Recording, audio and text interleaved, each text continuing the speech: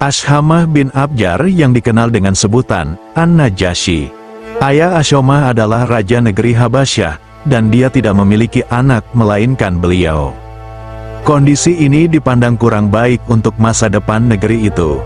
Sebagian tokoh Habasyah saling berbisik, raja kita hanya memiliki seorang putra, dia hanya menyusahkan, dia akan mewarisi tahta bila raja wafat dan mengantar kita ke arah kebinasaan. Lebih baik, kita bunuh sang raja dan kita angkat saudaranya menjadi raja baru. Dia memiliki 12 putra yang membelanya semasa hidup dan menjadi pewarisnya bila meninggal. Dengan gencar, setan membisik dan memprovokasi mereka hingga mereka membunuh raja dan mengangkat saudaranya untuk menggantikannya. Kini, Ashomah diasuh oleh pamannya.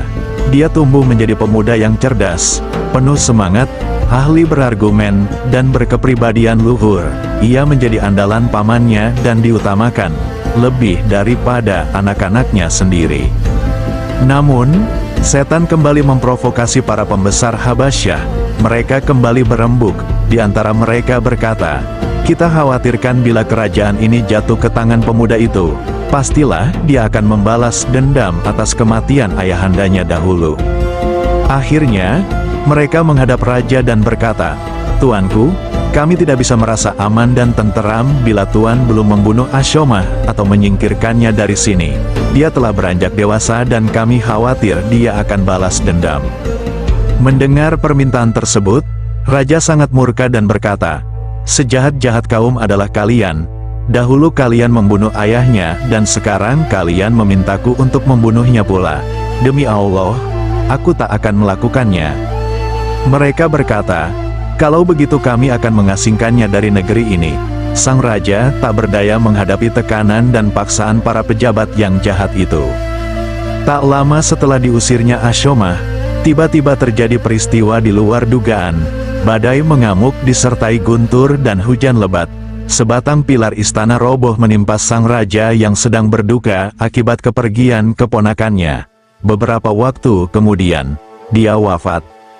Rakyat Habasyah berunding untuk memilih raja baru. Mereka mengharapkan salah satu dari 12 putra raja, namun ternyata tak ada satupun dari mereka yang layak menduduki tahta. Mereka menjadi cemas dan gelisah, terlebih setelah mendapati bahwa negeri-negeri tetangga menunggu kesempatan untuk menyerang. Kemudian, ada salah seorang di antara mereka berkata, "Demi Allah, tak ada yang patut menjadi pemimpin kalian, kecuali pemuda yang kalian usir itu. Jika kalian memang peduli dengan negeri Habasyah, carilah dia dan pulangkanlah dia." Mereka pun bergegas mencari Ashomah dan membawanya pulang ke negerinya. Lalu, mereka meletakkan mahkota di atas kepalanya dan membayatnya sebagai raja. Mereka memanggilnya dengan Najasyi. Dia memimpin negeri secara baik dan adil. Kini, Habasyah diliputi kebaikan dan keadilan setelah sebelumnya didominasi oleh kezaliman dan kejahatan. Saat yang bersamaan dengan naiknya Najasyi menduduki takhta di Habasyah, di tempat lain, Allah Subhanahu wa Ta'ala mengutus nabinya, Muhammad Shallallahu Alaihi Wasallam, untuk membawa agama yang penuh hidayah dan kebenaran. Satu persatu as-sabiqunal awalun memeluk agama ini. Kaum muslimin meminta suaka ke Raja Najasyi.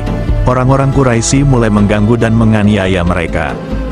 Ketika Mekah sudah terasa sesak bagi kaum muslimin karena gencarnya tekanan-tekanan musyrikin Quraisy, Rasulullah Shallallahu Alaihi Wasallam bersabda, "Di negeri Habasyah bertahta seorang raja yang tidak suka berlaku zalim terhadap sesama. Pergilah kalian ke sana dan berlindunglah di dalam pemerintahannya, sampai Allah Subhanahu wa Ta'ala membukakan jalan keluar dan membebaskan kalian dari kesulitan ini." Maka, berangkatlah rombongan muhajirin pertama dalam Islam yang berjumlah 80 orang ke Habasyah. Di negeri baru itu, mereka mendapatkan ketenangan dan rasa aman, bebas menikmati manisnya takwa dan ibadah tanpa gangguan.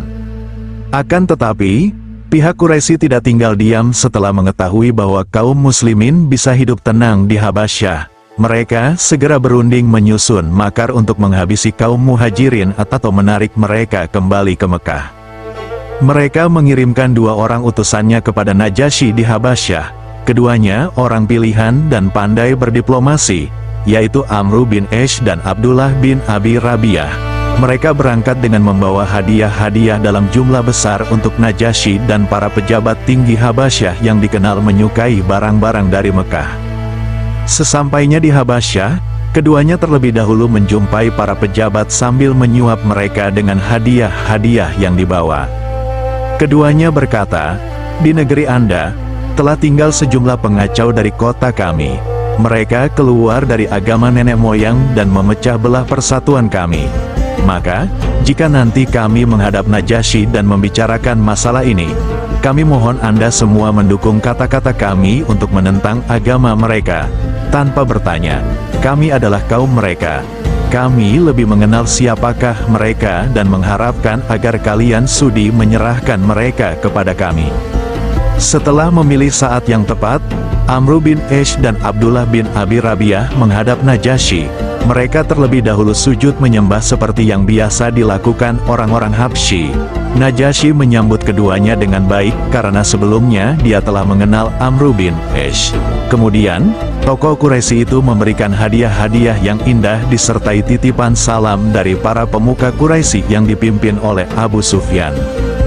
Raja Najasyi menghargai hadiah-hadiah pemberian mereka. Kemudian, Amru mulai bicara, "Tuan, telah tiba di negeri Anda beberapa orang pengacau dari kaum kami. Mereka telah keluar dari agama kami dan tidak pula menganut agama Anda. Mereka mengikuti agama baru yang kami tidak mengenalnya, begitu pula Anda.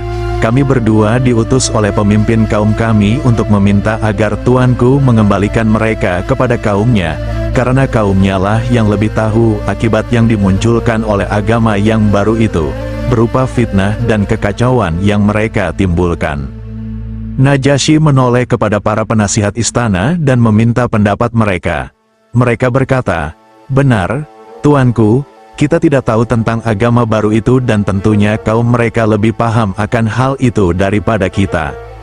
Najasyi berkata, "Tidak, demi Allah, aku tidak akan menyerahkan mereka kepada siapapun sebelum mendengarkan keterangan mereka sendiri dan mencari tahu tentang kepercayaan mereka.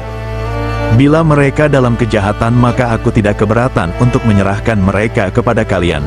Namun kalau mereka dalam kebenaran, aku akan melindungi dan memelihara mereka selama mereka ingin tinggal di negeri ini.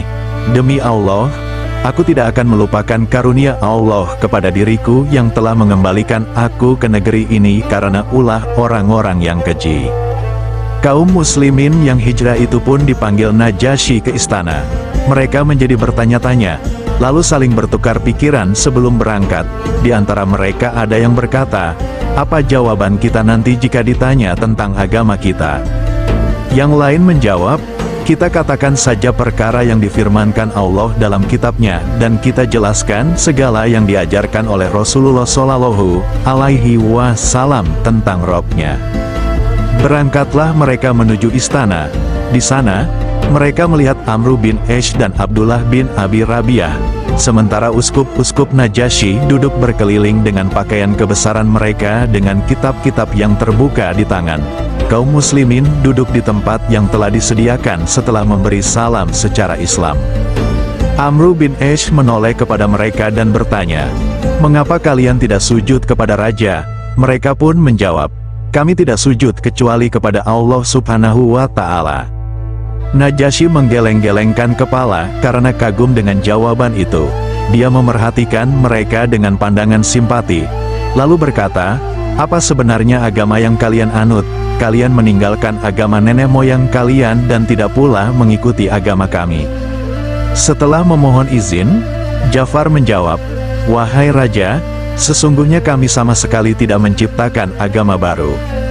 Akan tetapi, Muhammad bin Abdullah telah diutus oleh Rabb-Nya untuk menyebarkan agama dan petunjuk yang benar serta mengeluarkan kami dari kegelapan menuju cahaya terang benderang. Pada awalnya, kami adalah kaum yang hidup dalam kebodohan. Kami menyembah api, memutuskan hubungan keluarga, memakan bangkai, berlaku zalim, tidak menyayangi tetangga, dan yang kuat selalu menekan yang lemah." Dalam kondisi demikian, Allah Subhanahu wa Ta'ala mengutus Rasul yang kami ketahui asal-usulnya, Kami percayai kejujurannya, amanah, dan kesuciannya untuk menyeru kami kepada Allah Subhanahu wa Ta'ala dan mengajak kami melakukan ibadah dan mengesahkannya. Dia memerintahkan agar kami menegakkan salat, membayar zakat, berpuasa pada bulan Ramadan dan meninggalkan penyembahan terhadap berhala dan batu-batu. Beliau memerintahkan kepada kami agar senantiasa jujur dalam berbicara, menunaikan amanah, menyambung persaudaraan, dan menghargai darah. Beliau melarang kami berzina, bersaksi palsu, dan memakan harta anak yatim. Maka kami beriman dan mengikuti risalahnya serta menjalankan petunjuk yang beliau bawa. Sekarang, kami hanya beribadah kepada Allah saja, tiada sekutu baginya, mengharamkan segala sesuatu yang diharamkan bagi kami dan menghalalkan segala sesuatu yang dihalalkan. Akan tetapi, kaum kami memusuhi dan menyiksa kami agar kami kembali kepada agama nenek moyang, agar kami kembali menyembah patung-patung berhala setelah menyembah Allah Subhanahu wa Ta'ala. Mereka berlaku zalim dan menghalangi kami menjalankan agama, sehingga kami lari kemari untuk mencari tempat berlindung. Kami memilih negeri Anda dengan harapan tidak mendapatkan perlakuan yang zalim di sini. Najasyi bertanya kepada Ja'far bin Abi Thalib, "Apakah kalian membawa sesuatu yang dibawa oleh Nabi itu tentang Rabb-nya?" Beliau menjawab, "Ya, ada." Najasyi berkata, "Tolong bacakan untuk kami."